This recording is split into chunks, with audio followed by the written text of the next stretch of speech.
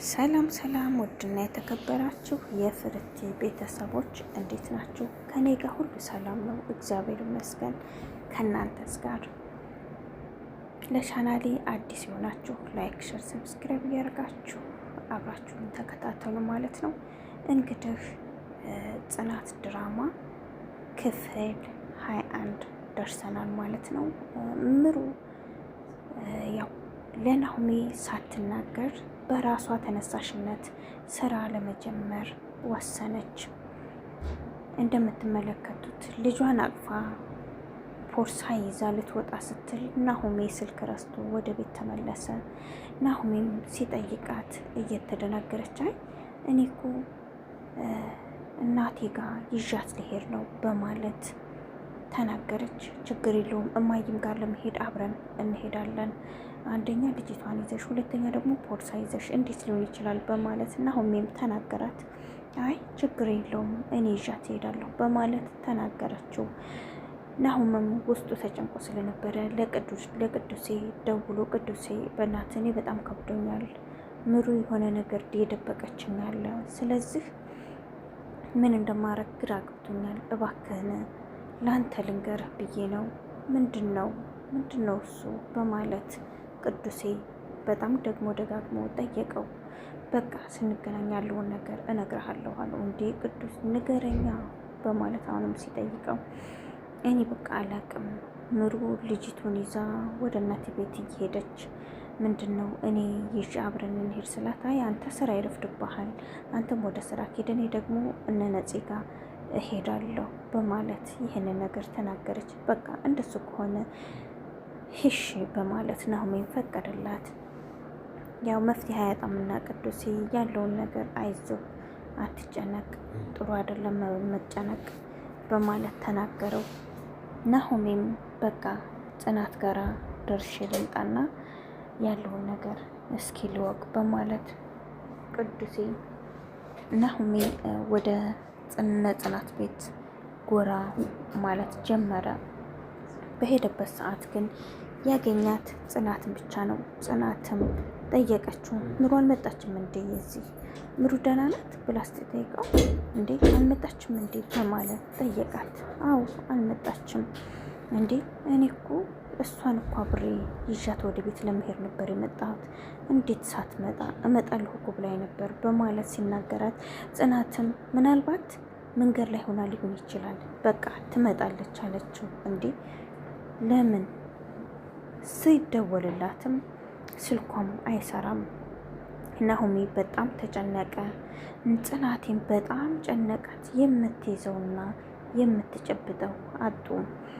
በቃ እኔ ልሂድና ልፈልጋት፣ ምናልባት ቤት ሄዳ ከሆነ በማለት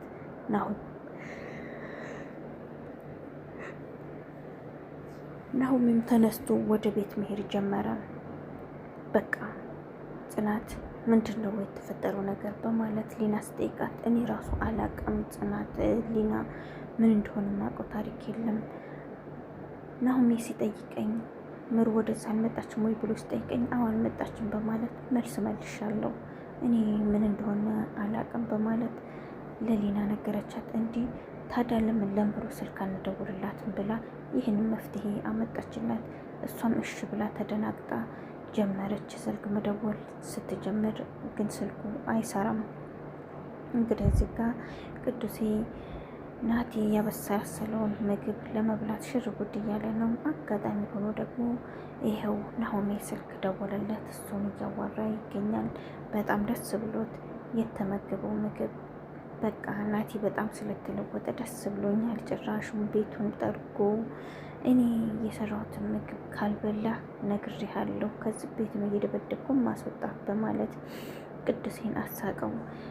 ናቲም ስራውን ለመስራት ተፍተፍ እያለ የበፊቱ ነገር በጣም ስለቆጨውና ራሱን ለመቀየር በሚያደርገው ነገር ቅዱሴም ሆነ በቅዱሴ ዙሪያም ሆነ በናቲ ዙሪያ ያሉ ሰዎች በጣም ደስተኛ ናቸው። እንግዲህ ናቲ ሁሉን ነገር ጨራረሰ፣ ቤት ጠረገ። አጠራረጉ ደግሞ እንዴት አባቱ እንደሚያምር ሰይ እኔ ቡችላ ናትዬ ከምር እኔ ያስቀኛል። እንግዲህ ቤት እየጠረገ ይገኛል ናቲ ማለት ነው። ቤቱን ከጠረገ በኋላ ምግቦቹን አቀራረበ፣ ውሃ ራሱ አቀረበለት። ከዛ እሱም ስልክ ከምደውልለት በማለት ተነስቶ ከእንቅልፉ ወደ ሳሎን ስለሆነ የሚሄደው ወደ እሱ ጎራ አለ። የቀረበለትን ምግብ እንዴት ጥሞት እንደበላ ናቲም ወደ ስራው ገባ። መኪናውን እያጠቡ ይገኛሉ ከያሬድ ጋራ። ያሬድ ትንሽ ምላስ ያበዛል፣ ግን ምን ታደርጉታላችሁ? አያችሁት? ይህን መኪና እንዴት አድርጌ እንዳጠቁት ውልውል ነው እኮ ያደረጉት። አየሁ ያምራል። አንተ ዛሬ ያየኋችሁ በማለት ወሬውን ጀመረ። እንግዲህ በእናትህ ቄጧ ምኗ መቀመጫዋ አስፖንዷ ልትል ነው በማለት እሱም ተናገረው። እንግዲህ እንደምታዩት ምሩና ናሆም የተገናኙ። ምን እያረግሽ ነው ያለሽው? አንደኛ ስልክሽ አይሰራም፣ ለምንድን ነው ስልክሽን ኦፍ ያረግሽው? በማለት ጥያቄ ጠየቃት። አይ እኔ እኮ እዝን ነው እኔ እኮ ናሆሜ የትም ቦታ አልሄድኩም ያለሁት እኮ እነ ጽናት ጋር ነኝ በማለት እሷም ተናገረች። እንዴ እኔ አሁን ጽናት ጋር ደርሼ መጣሁ አይደል እንዴ? ጽናት ራሱ ምሩን የጽናት ነው ብላኝ እኮ አለች። ሲጀመር ስልክሽ ማይሰራ ምን አለችና፣ አዎ የት ነበርሽ? የሄድሽበትን ንገሪኝ። ምንድነው ከኔ እየደበቅሽኝ ያለሽው? ሰሞኑን ልክ አይደለሽም። የደበቅሽኝ ነገር ምንድነው? ንገሪኝ እያለ በጣም ጮኸ። እባክህን ናሆሜ እንደሱ አትበል አትጩቢ በማለት ተናገረችው።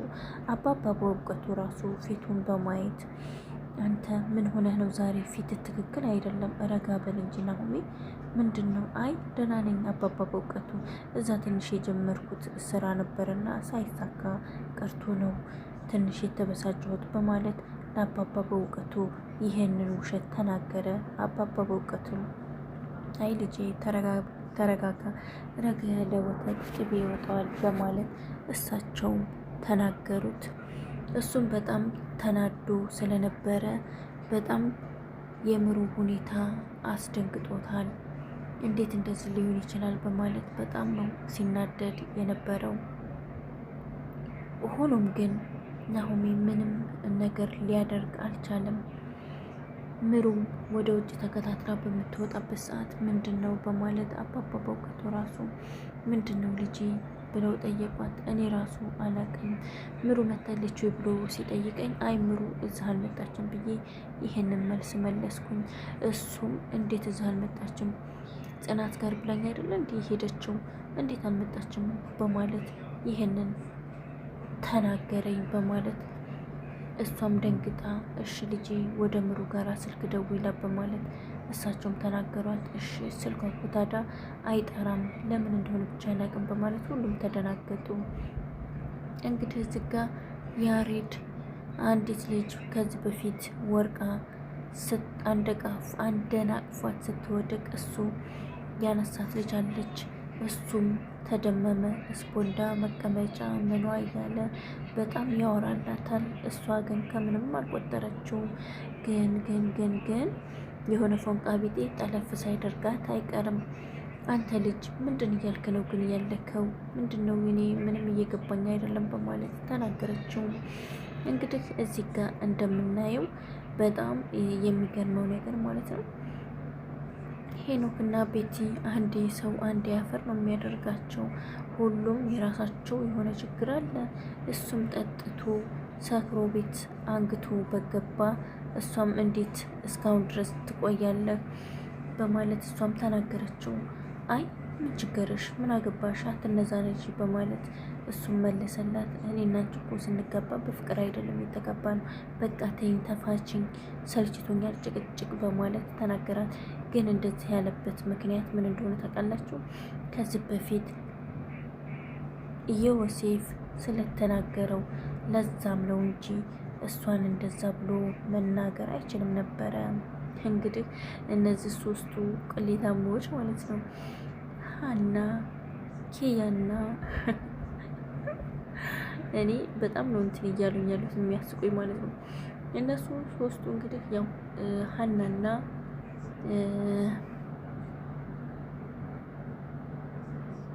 የዝች ልጅ ስም እኔ እውነት ለመናገር አንዳንድ ጊዜ ይመጣልኛል፣ አንዳንድ ጊዜ ይጠፋብኛል ማለት ነው። የሀና ጓደኛ ማለት ነው። እሷ እንግዲህ ሁለቱም ሊዋሹ ፈልገው ነበረ፣ ግን አልተሳካለችውም ማለት ነው። ኤደን እየተናገረች ነበረ።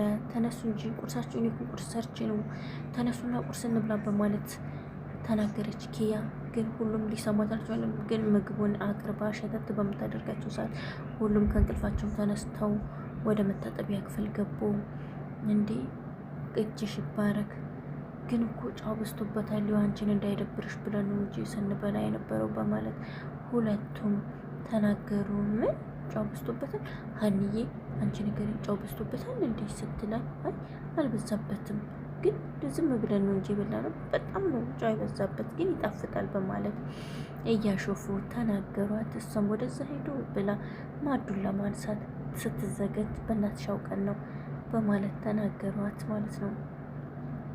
ግን በመጨረሻ ሀኒ ፈቃደኛ ከሆንሽ ለምን ከኛ ጋር አብረሽ አትኖሪም በማለት ተናገረቻት።